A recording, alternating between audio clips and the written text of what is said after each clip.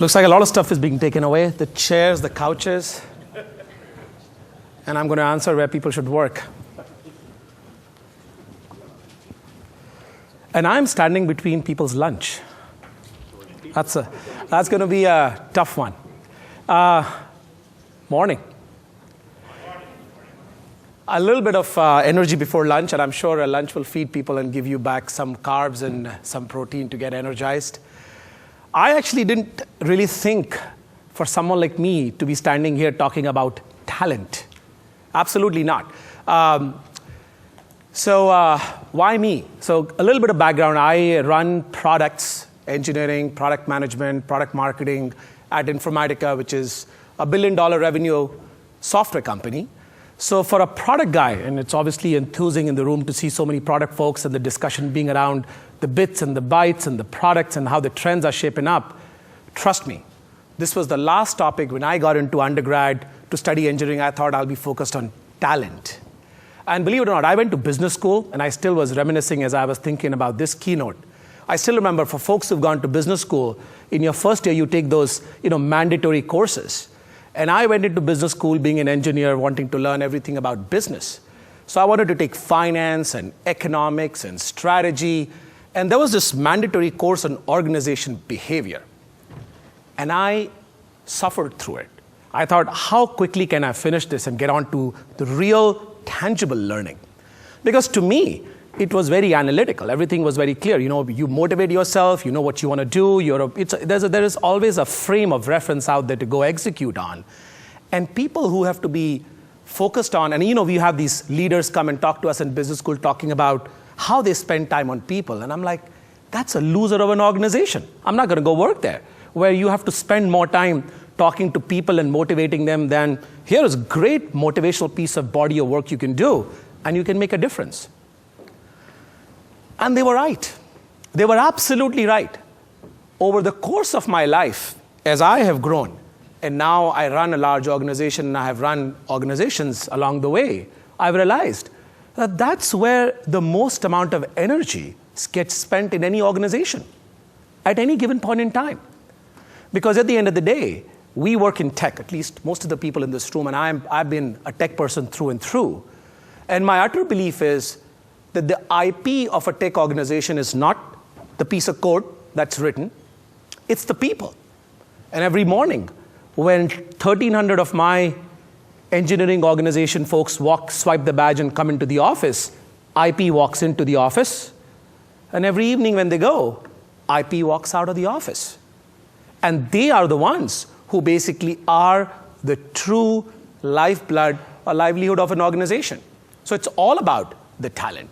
And to be candid, that's where I spent most amount of my time. Most amount of my time and energy goes in not only energizing, creating a value proposition, but keeping that organization going and active and alive and throbbing, because that's where innovation comes from. And what I thought I'd share with you today, I have no frameworks, nothing fancy that I can give you that you can take away and say, that's a 2x2 I can work with. I have lessons from my own journey as I have walked up from an engineer myself to a leader of an organization, or what I think is happening out there, how I see as I run an organization of scale, and what you can take and probably use within your day-to-day and see if it works for you. So that's what I got. Now, there is a war for talent. That's true. And let's set the record why. Why do we care about hiring the best people? And I think it's pretty obvious, but I think the discussion we've had a little bit ago in the morning actually further accentuates that. There is truly a winner-take-all phenomenon in tech. What does that mean?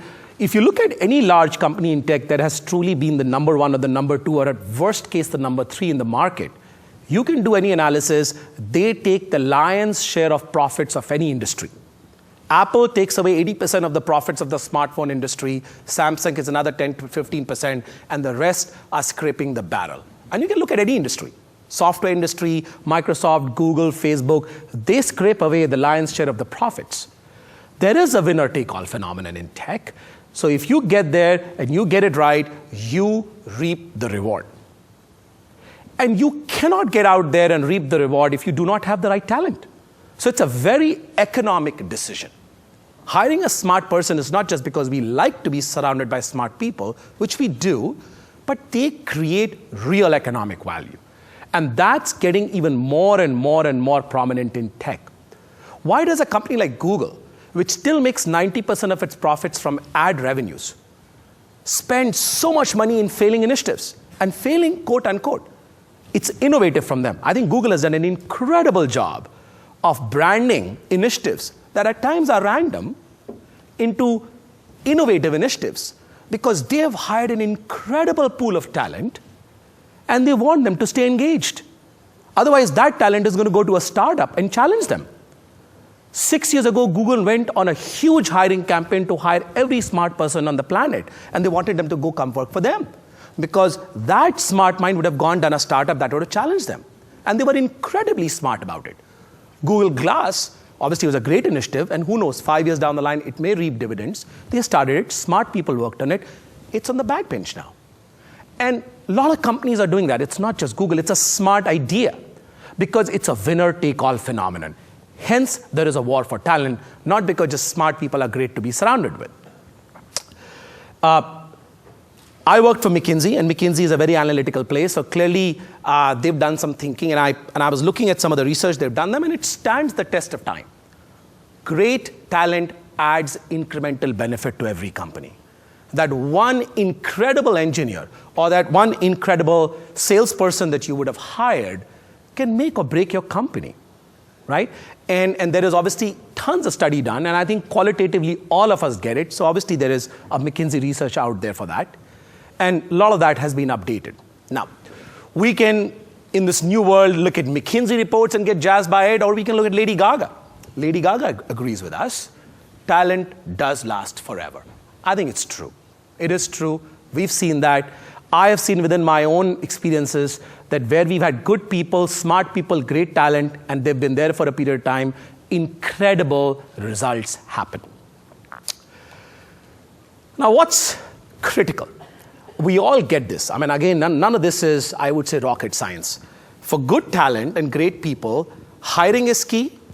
Incredibly more important is retaining, which is why the Facebooks and the Googles and the Apples of the world have all of these innovative initiatives going on, because some of these smart people don't like run rate work. You got to keep them motivated and energized. So a lot of innovation work happens to retain them, while they obviously contribute back to your core business as well. And that's something that organizations, and I'll talk about that, have to think about. How do you stay flexible with this current pool of talent that's coming out, current pool of the workforce that's coming out? Because for them, retaining them is a very different dynamic than retaining probably when we, the Gen Xers, or the generation before us, got motivated by. Now let's talk about two things that are changing. One is the work landscape, and the second one is the workforce. And I'll touch the work landscape a little bit because that is changing quite a bit. 25 years ago, when I came out of undergrad, obviously it was a very different dynamic. Now this is, as I said, lots of good research is being done in this. This is something I was reading it from HBR the other day. And by the way, there's tons of incremental analysis done on top of that. It's a very different work environment today. Companies themselves are changing their work landscape. Work landscape is getting very modular. Obviously, we used to have in the old days one office, one location, everybody gets in, we work, and basically we start from 9 and we end at 5, figuratively speaking, and people go back home. That got broken first by a very hub and spoke model. All of us in the world of tech that we live in, clearly the world of tech is very distributed. We all have offices and products get built in a multi-location environment. That was the first disruption that happened at the workplace. Obviously, you may have a headquarters in the Bay Area if you are located here, but you will have, let's say, a dev center in Austin, or a dev center in Boston, or a dev center, of course, in India or China or Tel Aviv. Pick your location, Dublin. And by the way, these are all the locations where today I have a dev center. Dublin, Toronto, Austin, Boston, India, Tel Aviv, Stuttgart, London. These are all places where we have a development center. And managing talent pool across the globe became one of the biggest prerequisites of the changing landscape we lived in. But it's fundamentally different now. Amazingly different now. I actually just was talking to a very, very smart engineer on my team, and she wants to basically spend the world for the next 6 months traveling around, but she wants to work. She wants to work. She's an incredibly talented person, and she actually wants to go travel the Far East, but she wants to be able to work from there. How do you account for that? That's a very different landscape. We don't want to lose her. But how do you account for the fact that her manager right now is pulling hair that she will be in Australia for a month, and maybe she'll be in Singapore for another month, and then she'll go to Cambodia for another month, and she wants to work from there? That's a new worldscape. And of course, people want to take short work, come back to the workforce, go back again, because they have different personal priorities, they have different life priorities. People are driven by and motivated by different things. It's a very, very different work landscape today. So that's the one thing that I am seeing change dramatically in front of us. Second thing that I see change, obviously, is the workforce. And I think we touched upon that a little bit earlier today. The new workforce that has come in, and increasingly will be coming in for the next decade, is the millennials, right? And I don't know what my son will be called. He's still in middle school. He'll be millennial plus, whatever the word they'll create for him. But there is a millennial generation. Very different. Very different. And there are tons of myths about them that, by the way, all of us have seen and we get fed into. Apparently, it's a me, myself, I generation. It's the selfie generation. It's the, chat-obsessed generation. It's a social media generation. They work, they hang out, they do everything in social media groups, right? But at the same time, at least as I have interacted with this generation, they are driven by a lot of different things than probably we were. They are definitely driven by, I think, not necessarily the work in front of them, but a larger purpose around the work they do. You may hire a great UI engineer, but that person just doesn't want to be a UI engineer. He or she wants to understand what are they building for the future, not necessarily a product. It's a very different discussion 10 years ago that you would have had with someone you were hiring in the workforce. It's a generation that obviously likes to be talked to, catered to, or addressed in a very different way. Clearly people know how to market to them externally in a different way. Trust me, when you think of employing them, you are internally marketing to them in a very different way. You are internally motivating them and creating value propositions for them in a very different way. So as you think about them externally, you got to think about them similarly internally. And a lot of companies tend to forget that. A lot of us in the room who probably work in consumer, maybe catering to them in a very different way, forget that when you hire them, it's very similar inside the organization. So landscape is changing quite dramatically.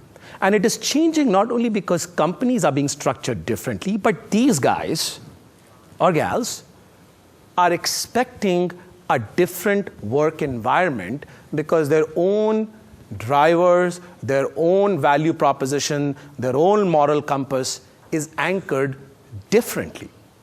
And that, to me, is a fundamental change that's happening around us.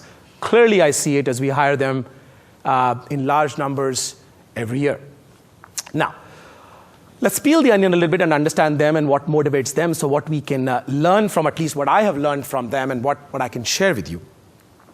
So what attracts them? The obvious answer of what attracts them, or what you see in surveys and research, is brand.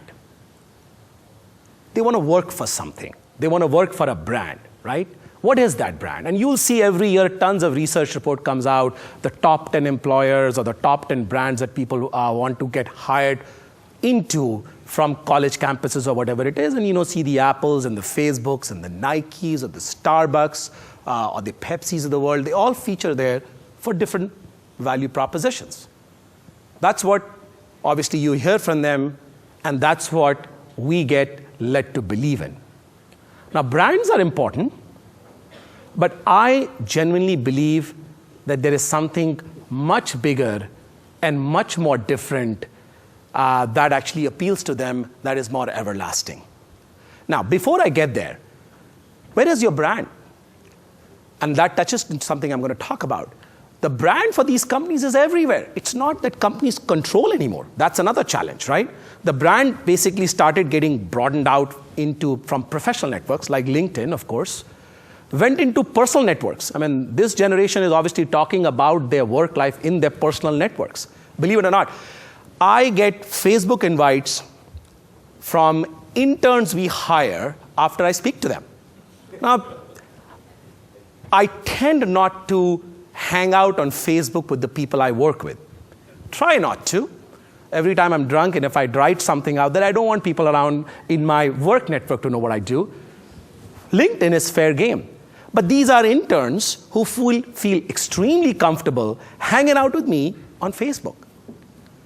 Glassdoor, a referral network, right? I mean, they're talking about that real time. They are talking about that even after an interview. So obviously, I track Glassdoor extensively, closely. And after an interview, somebody will go and post a Glassdoor update. That's the world we live in. They're not going to go wait whether you got an offer or not got an offer to feel happy or not feel happy. They're just going to go and say it. And of course, nothing in social media ends without Twitter. I'll give an example.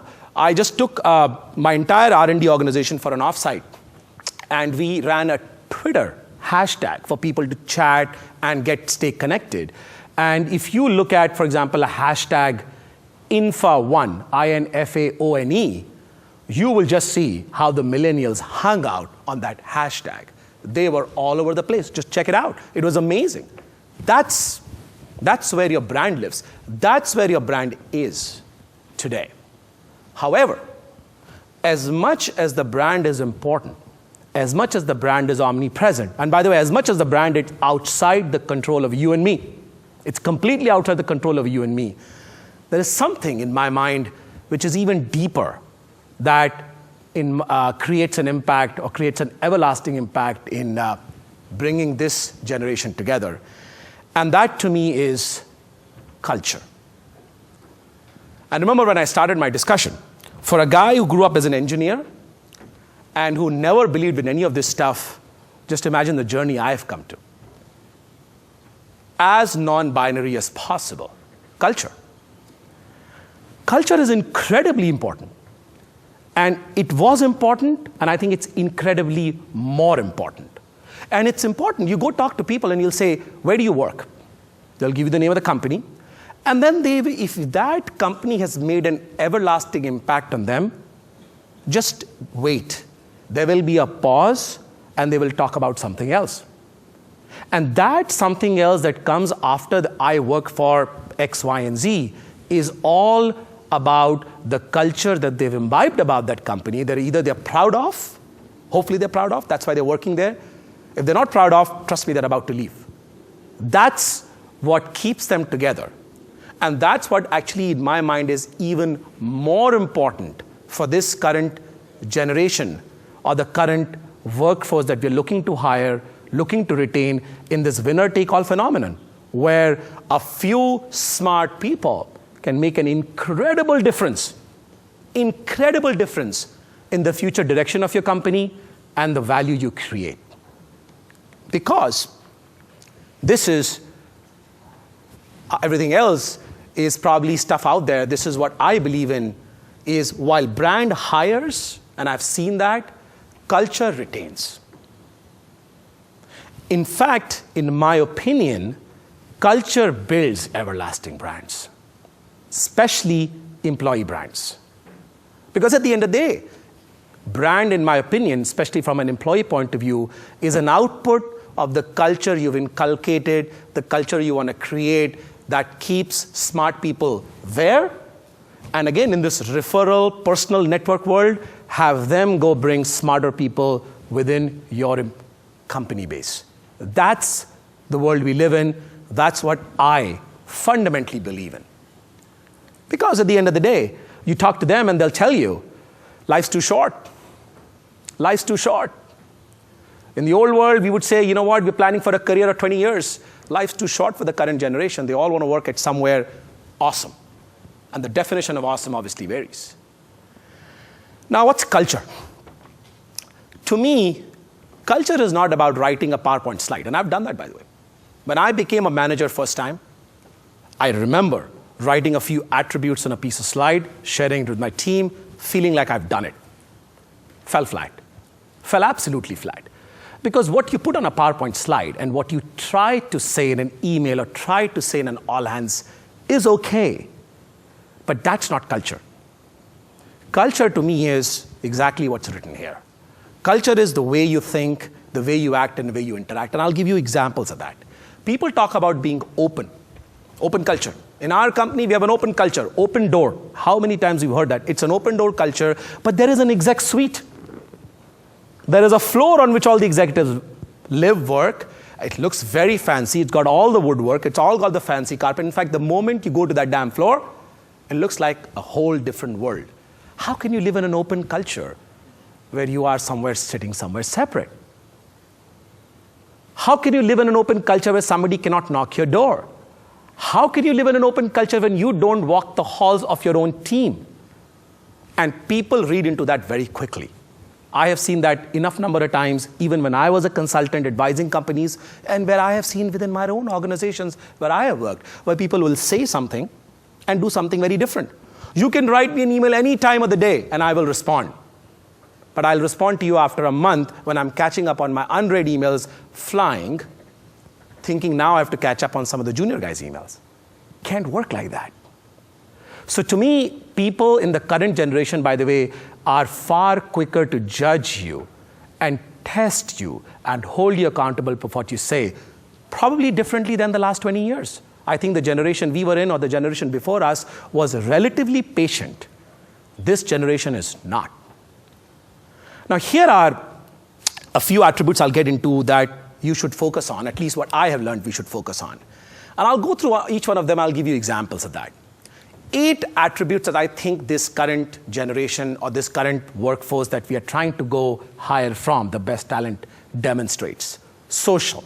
I don't think I have to say anything more than that. Incredibly social generation. I made the comment to you, right? The interns that we actually had, I met them, I hung out with them, and before you know, I had 5 Facebook invites from the interns. They're tweeting away. They're tweeting away to glory. They're talking about what you do within the company to the external world. If it's not good, you're in trouble. If you're good, great for you, because that's what will bring better talent to you. They will be on Glassdoor. They are everywhere. So you need to understand that they are a very social generation. And if you haven't tapped into that in some positive way, in some programmatic way, you're basically behind the 8 ball in a very significant way. Because they are talking about you and your companies in every possible social media forum. Not the closed WhatsApp groups, in open social media groups. So use it. Use it internally. Use it internally to actually create positive vibe externally. An example of that, as I said I shared with you, is that when we went for a big offsite with the entire product organization, all 1,200 of us, we created a Twitter handle, a Twitter hashtag, Info1, and encouraged people to participate, share. And what that gave us was huge amount of positive energy, not only for people to collaborate and feel great, by the way, that they are carrying on now, but also allowed them to share to the external world the culture they are in, the environment they are in, and helped us draw more and more talent. Global mindset. We talk about that cliche, but it is different now. You go, as I talked about, I shared with you the dev centers I have, and I go all around the globe. By the way, people are no more not living in their own little worlds. The new grad coming out of college in Stuttgart or in Bangalore or in Silicon Valley, they all share same attributes. They've all seen the same chat shows. They've all seen the same TV soap operas, maybe 1 or 2 may be different in their own country. They know everything that's going on in the world because technology has brought the world together. They are no more siloed. You can't expect that somebody else does not know something else about the world. They are very, very well aware. They are actually quite aware of their cultural differences also, unlike 15, 20 years ago where you had to educate and train them. It's a very global world. They're very ready to work with each other than 15, 20 years ago. Huge, huge difference than before. So don't expect them that they are basically global rookies. Always connected. They are always connected. That's true. Sometimes it's distracting, to be candid.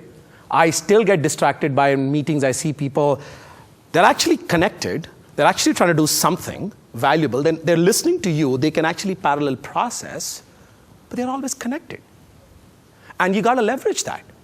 You got to leverage that to your strength. You cannot not leverage that attribute and the strength that they are, where they live in a hyper-connected world. That's the state they're in. They're always doing something, leveraging the World Wide Web, and you cannot break them from that. You cannot. There are a lot of companies I know in financial services who basically, as they're hiring the new generation, they used to be in a world where you're in a very sensitive environment. They'll disconnect the web from you. They're all learning the hard way. Tech always is easier in that case because in the world of tech, if you're hiring somebody, there is no barriers to them to get connected to the outside world.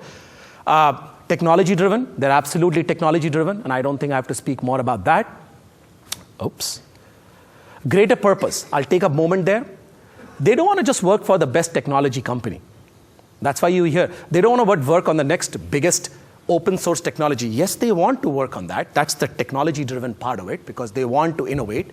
They want to feel like they have created a difference. They're working for some larger purpose. What are you doing in service to something larger? And I think every company has to figure out what it is in it for them, but they are incredibly driven by that. Time to value. It's no more, you will be a trainee for 2 years and then you will get into some junior level job for another 5 years. They are ready to deliver value tomorrow. They don't want to spend 5 years learning. They want to get involved in something incredibly important now so they can see some meaningful results tomorrow. So you have to learn the impatience that they carry and you have to be patient with them with their impatience. Personalize. They don't want to feel like that they are one of the 1,200 in my organization. They don't want to feel like that. They want to feel something special, and you have to make sure that you do not treat them like that. And again, I think that's different for different organizations, but they are an individual, and they're not one of the many or one of the team that you have. And lastly, be very flexible. I gave you the example of the engineer I'm talking about. She wants to be 6 months in Asia, and we don't want to lose her, so we'll be very flexible with her. Be flexible with your workforce. When they come to you with all these kind of creative ideas, they're not looking to diss or leave you. They just want to explore the world in a different way. So you have to be flexible with them in a different way. These are the 8 attributes I have seen with the current generation that we're trying to hire, and I thought I'll share with you with examples of what maybe some of them apply to you. From here, I can give you 5 of my key takeaways. One is focus on the larger purpose. Have a mission. Have a mission, and that'll be the one that'll actually help them retain and create them as everlasting employees. Treat them like peers. It's the part where they want to, don't treat them like a kid. Treat them like peers. And I said almost because there will be areas where they don't know much about anything, and you have to just learn to be patient with them. Be open, and I mean open. Hang out with them as much as you can, and you got to be open, and they will test you for that, because trust me, if you're not open, they will be talking about that on Twitter very, very quickly. Leverage technology. Anything that you do, leverage technology and be flexible and creative, even if it means in offering them different kinds of benefits or healthcare plans. We're looking at all those kind of things because their incentives are different. They're looking at things very differently. So these are the 5 things that at least I thought of the attributes, the things that at least I'm trying to use in my day-to-day life with my team that I'll share with you. Hopefully they are of benefit to you, and I'll leave you with one, is a mission that at least from my organization that we've created. We're a large organization, distributed, and we had a lot of business units. We broke them down, and this is our simple mission. One team, one dream. We're in it together. Things like that would probably help you carry your journey forward. Well, that's all I had. Thank you all.